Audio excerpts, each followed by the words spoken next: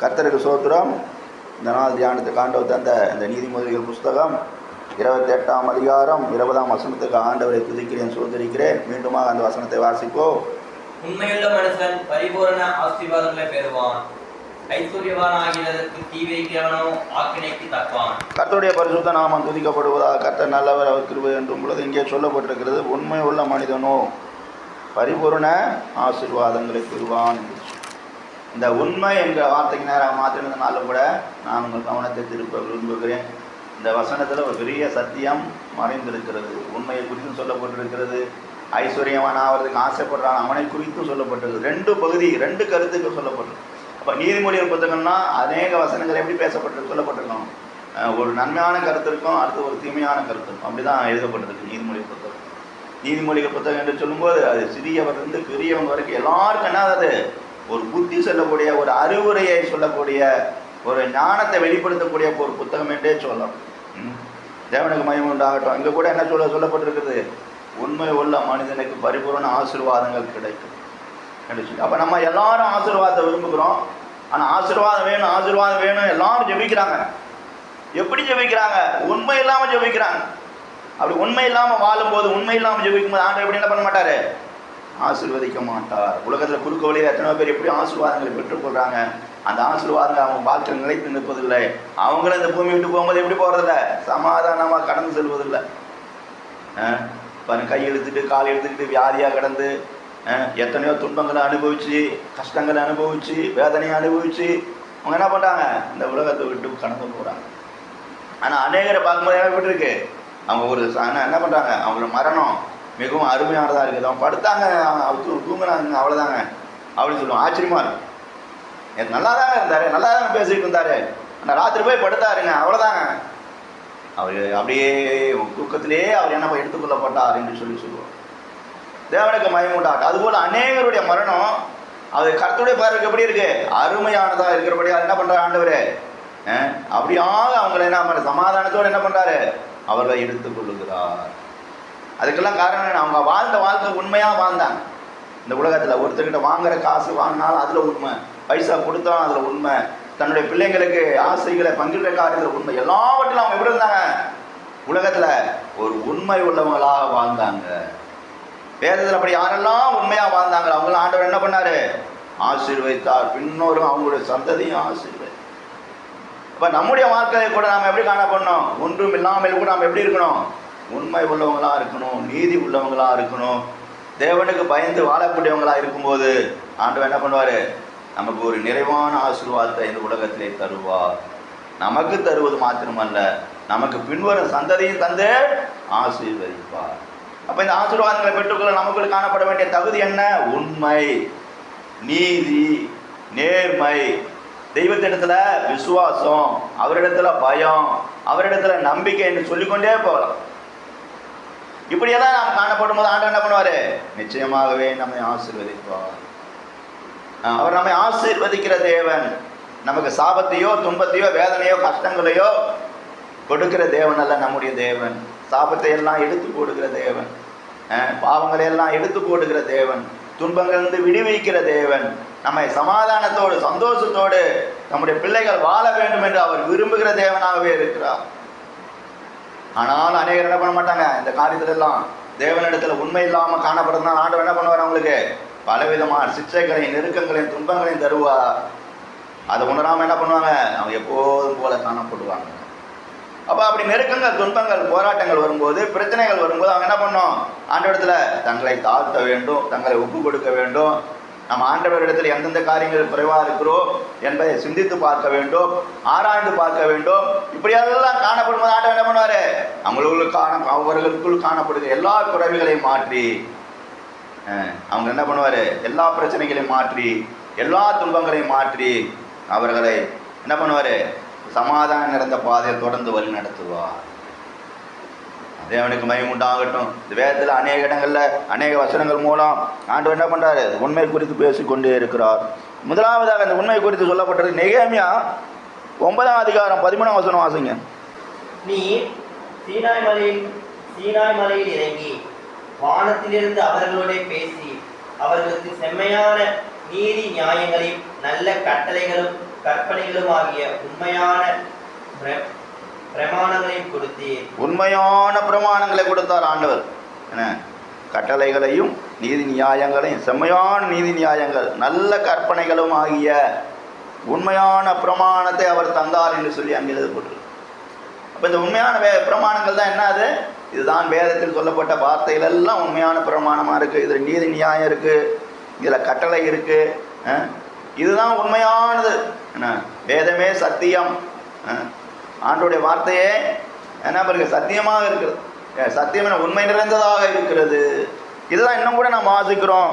அதே ஒரு சங்கீதங்கள் புஸ்தகம் 119ஆம் சங்கீதம் 127ஆம் வசனம் வாசிங்க. 128ஆம் வசனம். ஆகவே நான் பொன்னிலும் பசும் பொன்னிலும் அதிகமாய் உமது கற்பனைகள் பிரியப்படுகிறேன். உமது கற்பனைகளை பிரியப்படுகிறேன் நீங்க சொல்றாரு. ஒரு நிமிஷம். ஏன் சொல்றாரு? பொன்னிலும் பசுமொன்னிலும். ஏன்? இதெல்லாம் உண்மையானது, சத்தியம் நிறைந்தது, நீதி நிறைந்தது என்று. அதனால அவர் அப்படி சொல்றாரு. அடுத்தது, எல்லாவற்றை பற்றியும் நீர் அதில் எல்லா கட்டளைகளும் செம்மை என்று எண்ணி சகல பொய்வழிகளையும் வெறுக்கிறேன். செம்மை என்று எண்ணி அவர் என்ன பண்றாராம்? எல்லா பொய்யையும் நான் வெறுக்கிறேன் என்று சொல்லுகிறார். இந்த வேதத்தை வாசித்த உடனே அவருக்குள்ள அப்படி என்ன உண்டாயிற்று? ஒரு அறிவு உண்டாயிற்று, நானும் உண்டாயிற்று. ஆண்டவரே உங்களுடைய வேதம் தான் உண்மை, உங்களுடைய வேதம் தான் சத்தியம், பொண்ணை பார்க்கலாம் பசு பொண்ணை பார்க்கலாம் விலையேறியதா இருக்குது என்று சொல்லி அந்த சங்கீதக்காரன் இந்த வேதத்தை வாசித்ததுனால, இந்த வேத வசனங்களை குறித்து அவன் ஆராய்ந்து பார்த்ததுனால அவன் என்ன சொல்றாரு? பொன்னிலும் பசு பொன்னிலும் சிறந்தது என்று சொல்லுகிறார். தேவனுக்கு மகிமை உண்டாகட்டும். உமது கற்பனைகள். அதனால் என்ன பண்ணுறேன்? பசுமொன்னிலும் பொன்னிலும் அதிகமாக நான் உமது கற்பனைகளை பிரியப்பட்டுக்கிறேன். ஏன்னா நீ இருளின எல்லா நீ அருளின எல்லா கட்டளைகளும் செம்மை என்று எண்ணி நான் பொய் வழிகளை எல்லாம் வெறுக்கிறேன். இந்த வேதத்தை ஆராய்ந்த போது இதில் உள்ள எல்லா கட்டளைகளும் அவருக்கு எப்படியாக தோன்றியது? செம்மையானதாக தோன்றியது. அப்போ இந்த நாட்கள் கூட பாருங்க, ஆண்டோடைய வார்த்தை, சொன்னப்பட்ட வார்த்தை, கட்டளைகள், இதெல்லாம் சொல்லுவாங்க. இதில் இந்த வேதத்தில் இது சரியில்லைங்க, எழுதுங்க அப்படின்னு பேசுகிறாள் தான் நீ உண்டு. வேதத்தை குறித்து வேதம் எழுதின ஆண்டவர் எழுதின வார்த்தைகளை, ஆண்டவர் பரிசுத்த ஆவியினால் எழுதின வார்த்தைகளை குறித்து இந்த இடத்துல எழுதுனது தவறு அப்படி என்று சொல்கிறதா எல்லாம் உண்டு. நீ இப்படியெல்லாம் சொல்லவே கூடாது. ஆண்டவர் எழுதிய வார்த்தைகளை குறித்து என்ன பண்ணக்கூடாது? நாம் குறை கூறவே கூடாது.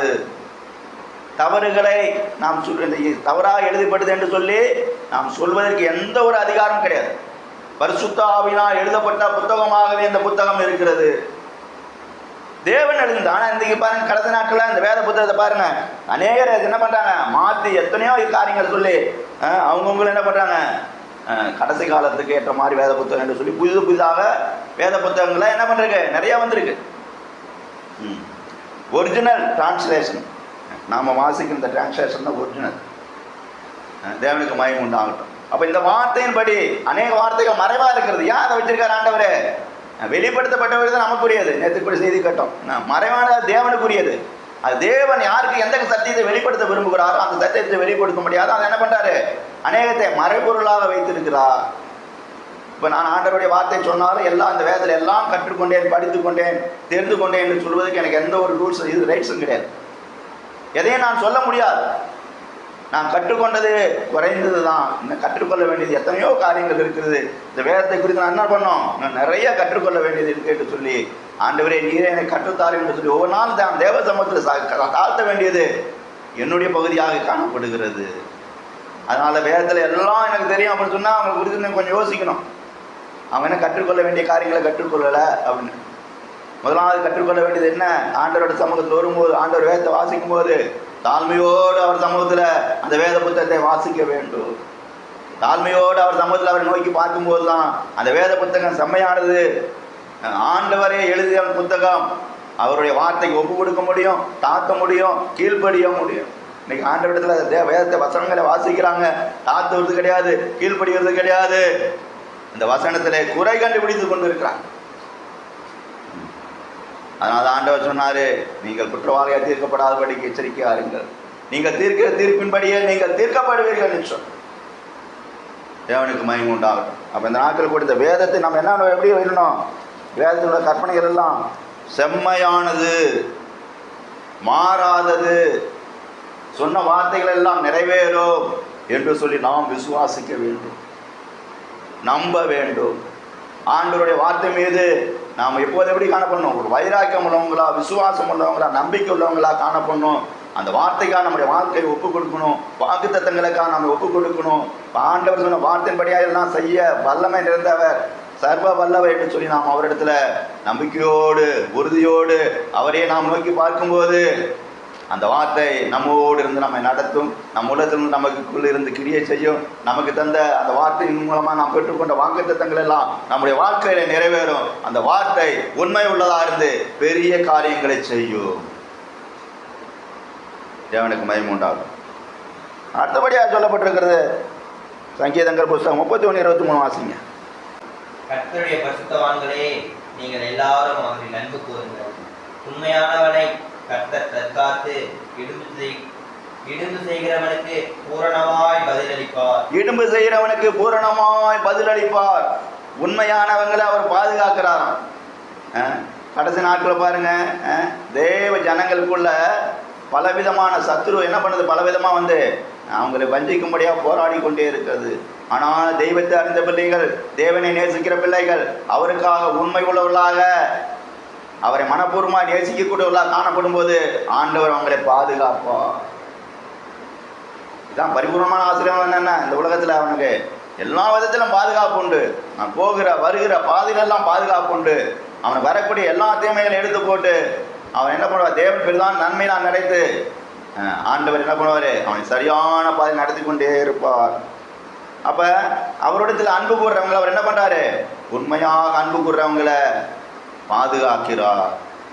அநேக பேருக்காக அன்பு கூறுவாங்க. உலகத்தில் நல்லா இருந்தால் போதுங்க. அநேக நாட்களில் அநேகர் அப்படி தான் என்ன பண்ணுறாங்க? தேவனுடைய வீட்டிற்கு கடந்து போகிறாங்க, தேவனை தேடுறாங்க, தேவனை துதிக்கிறாங்க. அதனால் அவங்க என்ன பண்ணுறாங்க? சிட்சிக்கப்படுறாங்க, பலவிதமான துன்பங்களை அனுபவிக்கிறாங்க. இப்போ நம்ம ஆண்டவரிடத்தில் உண்மையான ஒரு அன்புள்ளவங்களாக, மெய்யான அவருடைய அன்பினால் கட்டப்பட்டவங்களாக, கல்வாரியில் அவர் நமக்காக பட்ட பாடுகளை தியானித்து வாழக்கூடியவங்களாக காணப்படும் போது ஆண்டவர் அவருடைய அன்பை பார்த்து நம்மை அவர் நேசிக்கிறது போல் நாமும் அவரை நேசிக்கிறபடியால் அவர் என்ன பண்ணுவார்? அவர் நமக்கு பெரிதான ஒரு பாதுகாப்பை தந்து நடத்தி கொண்டே இருப்பார். இதை குறித்து இன்னும் கூட வாசிக்கிறோம். சங்கீதங்கள் 34 வாசி. கர்த்தருடைய பரிசுத்தவான்களே, அவரை கீர்த்தனம் பண்ணி அவருடைய பரிசுத்தத்தின் நினைவு கூறுதலை கொண்டாடுங்கள். அவரை கீர்த்தனம் பண்ணணுமா, புகழணுமா, மகிமைப்படுத்தணுமா? ஏன் அப்படி செய்யணும்? அவர் என்ன பண்றாரு? பரிசுத்தவான்களுக்கு என்று அவர் தம்முடைய பரிசுத்தவான்களுக்காக மகா வைராக்கியம் உள்ளவர்களாக அவரை நடத்தி கொண்டே இருக்கிறார். அவரை பாதுகாக்கிறார், அவர்களை பலப்படுத்துகிறார். அவர்களுக்கு என்ன பண்றாரு? அதனால அவங்க என்ன பண்ணுமா? அந்த நினைவு கூர்ந்த ஆண்டவருடைய பிரதான அந்த கல்வாரி நமக்கு செய்த தம்முடைய பிள்ளைகளுக்காக, தம்முடைய பரிசுத்தவான்களுக்காக அவர் செய்த தியாகத்தை நினைத்து, கல்வாரின் தியாகத்தை நினைத்து அந்த நினைவு கூர்ந்து அதை அவரை துதித்து சோதரித்து மகிமைப்படுத்தி நாம் கொண்டாடக்கூடியவங்களாக காணப்படுகிறோம். அப்படி செய்ய வேண்டும் என்று சொல்லி அங்கே எழுதப்பட்டிருக்கிறது. அப்போ உண்மையுள்ளவர்களாக இருக்கும்போது தேவன் அவர்களை பாதுகாக்கிறதை எண்ணி நினைத்து, ஆண்டவரே எங்களை உண்மையுள்ளவராக ஏற்படுத்தி இந்த நாள் வரைக்கும் வழி நடத்தி வந்து எங்களை பாதுகாக்கிறீர் என்று சொல்லி அவங்க என்ன பண்ணுமா? அதை நினைவு கூர்ந்து அவரை துதித்து சோதரித்து அதை கொண்டாட வேண்டும். தேவனுக்கு மகிமைண்டாட்டும். அடுத்தபடியாக சங்கீதம் 78-72 வாசிங்க. இவன் அவர்களை தன் இருதயத்தின் உண்மையின்படியே மேய்த்து தன் கைகளின் திறமையினால் அவர்களை நடத்தினான். இங்கே சொல்லப்பட்டிருக்கு, தாவீது என்ன பண்ணாரு? தன் இருதயத்தின் உண்மையின்படியே என்ன பண்ணான்? அந்த இஸ்ரவேல் ஜனங்களுக்கு வழி நடத்தினான். அதான் இங்கே சொல்லப்பட்டிருக்கு. தேவனுக்கு மகிமை உண்டாகும். அது மேலே உள்ள வசனங்கள்லாம் சொல்லப்பட்டிருக்கு. யூத கோத்திரத்தை தமது பிரியமான சியோன் பருவத்தையும் தெரிந்து கொண்டார். அவர் என்ன பண்ணார்? தம்முடைய தாசனாக தாவீதை தெரிந்து கொண்டு ஆட்டுத்தொழுவங்களை எடுத்து அவன் என்ன பண்ணார்? அவர்களை தன் இருதயத்தின் உண்மையின்படியே மேய்த்து தன் கைகளின் திறமையினால் அவர்களை நடத்தினான் என்று சொல்லி அங்கே எழுதப்பட்டிருக்கிறது. அப்போ அவன் உண்மையாக அந்த ஜனங்களை நடத்துகிற காரியத்தில் உண்மையாக காணப்படும். அப்போ இந்த கடைசி நாட்கள் கூட தேவ சபையை நடத்துகிற தேவனுடைய ஊழியர்கள் எப்படி காணப்படணும்? நாங்கள்லாம் ஜனங்களுக்கு உண்மையாக காணப்படணும். ஜனங்களுக்கு செய்ய வேண்டிய நன்மைகளை செய்ய வேண்டும், தாங்க வேண்டியவங்களை தாங்க வேண்டும், சுமக்க வேண்டியவங்களை சுமக்க வேண்டும். அனுதினம் அவங்களுக்காக நாங்கள் என்ன பண்ணோம்? ஜெபிக்க வேண்டும். அனுதினமும் ஜெபித்து அவர்களை தாங்கி சுமந்து அவர்களுக்காக என்ன பண்ண வேண்டும்? தேவனிடத்தில் பரிந்து பேச வேண்டும். அவர்களுக்கு வரக்கூடிய ஆபத்து விபத்துகளை குறித்து என்ன பண்ண ஆண்டவர் வெளிப்படுத்தும் போது அவங்களுக்கு ஜெபித்து தாங்க வேண்டும். இதான் உண்மையான மேய்ப்பனுக்கு அடையாளம். தாவீது அப்படி ஒரு உண்மையான மேய்ப்பனாக காணப்பட்டார். இந்த கடைசி நாட்கள் கூட தேவ ஜனங்களை வழிநடத்திருக்காரு. அநேக உண்மையான மேய்ப்பர்கள் இல்லை ஆண்டவர். அதனால கடைசி நாட்கள் என்ன பண்ணவங்கலாம் உண்மையான மேய்ப்பராக மாற்ற வேண்டும். அப்போது அவங்களுக்கு என்ன கிடைக்கும்? உண்மையான ஊழியத்தை செஞ்சால் என்ன கிடைக்கும்? பரிபூர்ணமான ஆசீர்வாதம் கிடைக்கும், மேன்மை கிடைக்கும், உயர்வு கிடைக்கும், நன்மைகள் கிடைக்கும். தேவனுக்கு மகிமையாகட்டும். அடுத்தபடியாக 101:6 வாசிங்க சங்கீதம். தேசத்தில் உண்மையானவர்கள் என்னோடே வாசம் பண்ணும்படி என் கண்கள் அவர்கள் மேல் நோக்கமாயிருக்கும். உத்தமமான வழியில் நடக்கிறவன் என்னை சேவிப்பான். அப்போ உத்தமமாக நடக்கிறவன் யாரெல்லாம் உண்மையாக இருக்கிறான் அவங்களெல்லாம் ஆண்டை விட்டு பார்த்துக்கிட்டே இருக்கார். இந்த உலகத்தில் மனுஷன் எவன் உண்மையாக இருக்கிறான், எவன் அக்கிரமக்காரனாக இருக்கிறான், எவன் பாவம் செய்கிறான், எவன் துன்மார்க்கமாக நடக்கிறான், எல்லாவற்றையும் அவர் பார்க்கிறார். ஒரு காரியம் அவருக்கு மறைவானது கிடையாது. ஆனால் வெளியே பார்க்கும்போது ஆண்டவர் ஒன்றும் தெரியாத போல் என்ன பண்ணுறாரு ஆண்டவர்? அநேக காரியங்கள் அவர் மறைந்தே இருக்கிறார். அது எதுக்கு? நியாய தீர்ப்பு கொடுக்கறதுக்குன்னு ஒரு நாள் வச்சிருக்காரு, தண்டனை கொடுக்கறதுக்கு ஒரு நாள் வச்சிருக்காரு, அவனை சிச்சிக்கிறதுக்குன்னு ஒரு நாள் வச்சிருக்காரு, அவனை எந்த வழியில் எப்படி அவனை ரைட் பண்ணணும், கரெக்ட் பண்ணணும், திருப்பணும் அப்படிங்கிறதெல்லாம் அவர் அறிந்தவராகவே இருக்கிறார். அப்போ உற்று கவனிச்சுட்டே இருக்கிறப்பாரு. ஐயாவை விட்டு கவனிச்சுட்டே வர்றாங்க. வந்தாலும் வழினாலும் அவரை பற்றி ஐயாவுக்கு பற்றி ஏசப்பாவுக்கு தெரியும். அவர் விட்டு கவனிக்க. அதே போல் என்னையும் சரி, சாமியும் சரி, இந்த இடத்துல வர ஒவ்வொருத்தரையும் சரி அவர் விட்டு கவனித்து கொண்டே இருக்கிறார். அவருக்கு மறைவானது ஒன்றுமே கிடையாது என்று வேதத்தில் எழுது. மறைவான சிருஷ்டி ஒன்றுமே இல்லை. இதை நன்றாக அறிந்தபடியால் தான் தாவீது சொல்றார் பாருங்க, என்ன ஆராய்ந்து என் இருதயத்தை ஆண்டவரே உனக்கு எல்லாம் தெரியும். ஆண்டவரே உங்களுக்கு என்னுடைய வாழ்க்கையில உங்களுக்கு தெரியாத காரியம் ஒன்றுமே இல்லை. நான் எதை செய்யலாம் அதையெல்லாம் நீங்க அறிந்திருக்கீங்க என்று சொல்லி அவர் தன்னை தாழ்த்தி தேவனுடைய கருத்தில் ஒப்பு கொடுத்தார். அவருக்கு துன்பங்கள் வரும்போது, கஷ்டங்கள் வரும்போது, பிரச்சனைகள் வரும்போது எல்லாம் தேவனுடைய கருத்திலே ஒப்பு கொடுத்தார்.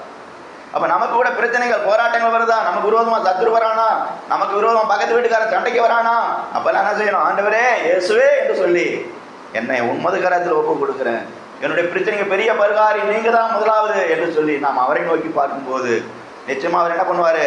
இடும்பு செய்கிறவனுக்கு என்ன பண்ணுவாரு? அவர் பதில் கொடுக்கக்கூடிய தேவனாக இருக்கிறார். அப்படி உத்தமமா நடக்கிறவங்களை அவர் என்ன பண்றாரு? பாதுகாக்கக்கூடியவராக இருக்கிறார். அவரை உற்று கவனித்து கொண்டே இருக்கிறார். அவர்கள் செம்மையான தரக்கூடியவராக இருக்கிறார்.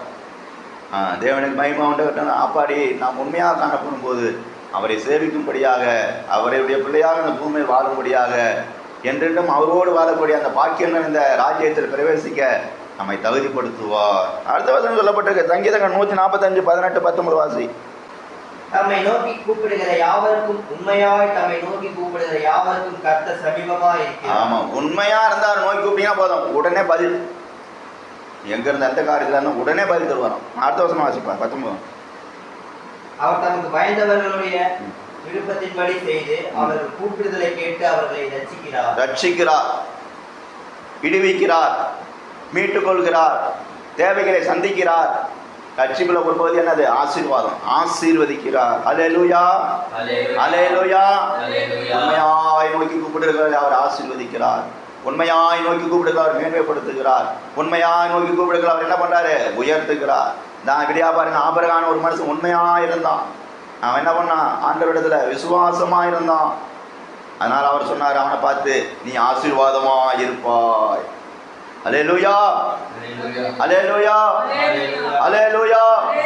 நீ ஆசீர்வாதமா இருப்பாய் என்று சொன்னான். அவர் சொன்ன வார்த்தையின்படியே அவனுக்கு பயங்கர ஆசீர்வாதம் பாருங்க. அப்ப இந்த கடைசி நாட்கள் நாம் கூட ஆண்டவரிடத்தில் உண்மை உள்ளவங்களாக, அவர் விசுவாசிக்கிற காரியத்தில் உண்மை, ஞாயிற்றுக்கிழமை அவர் சமூகத்தில் வரக்கூடிய காரியத்தில் உண்மை, அவரை காலையில் அவரை ஞாயிறு ஆராதனை அவர் ஆராதிக்கிற காரியத்தில் உண்மை, அவர் சமூகத்துக்கு சரியான காரியத்தில் வருகிற காரியத்தில் உண்மை. அநேக இடங்களை பார்த்து அநேக ஜனங்க என்ன பண்ணுவாங்க? சரியா அவர் சமூகத்தில் சரியான 9:30 ஆராதனைனா என்ன பண்ணுவாங்க? 9:15 வந்துடுவாங்க, 9:40 வந்துடுவாங்க. நான் விசுவாசியாக இருக்கும்போது அப்படியே இன்னைக்கு அப்படிதான். 9:30 ஆராதனை 9:15, 9:10 ஏதாவது முக்கியமாக வேறு ஏதாவது ஆண்டவர் ஊழியத்தை கொடுத்து அப்படி இப்படி யாரையாவது சந்திக்க வேண்டியது இருந்தால் அப்படியா லேட் ஆகிடும். அப்படி ஏதாவது மேக்சிமம் ஆண்டவர் என்ன பண்ணுறதில்ல, எப்போதும் இன்னைக்கெல்லாம் சீக்கிரமாக வரும்படி ஆண்டவர் கிருபை தான்.